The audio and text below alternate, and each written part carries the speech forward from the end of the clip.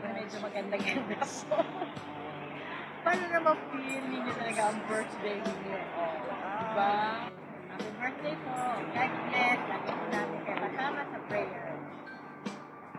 All I could taste is this. Sana lang, Santa. Happy birthday to you. Happy birthday, Ananaska.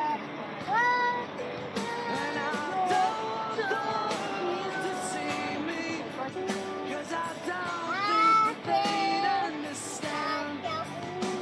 When everything's made to be broken, I just want you to Ananaska. Sasyaguli. Ate.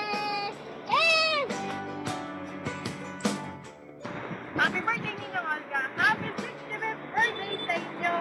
Napakaswerte po ninyo dahil napakasait ang inyong mga anak.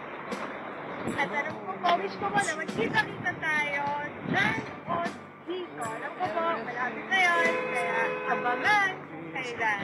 may you bleed just to know you're alive. Birthday, kuwari mo lahat, sana ay marami pang birthday to sa buhay mo. To see me, 'cause I don't think Ano, kumusta? Happy birthday! Ilang taon na? things made to be broken. I just want you to know who Ito, kailan ka mo sa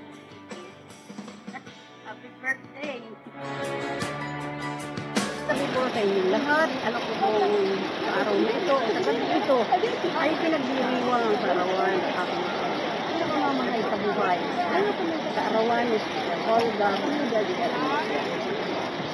Kapalad po ako sa kaarawan ng Liga, doon po sa isang hindi hindi po nakakaalam. Sino ba si Olga? Sa loob po ng 30 taon, pinag-ibigan namin, magkamadre, kapatid. Hindi na po magkatawaran ang aking sa kanyang buhay. Maaga sa kanyang buga. At sa ganung paraan, hindi niyang taguyod sa kanyang anak.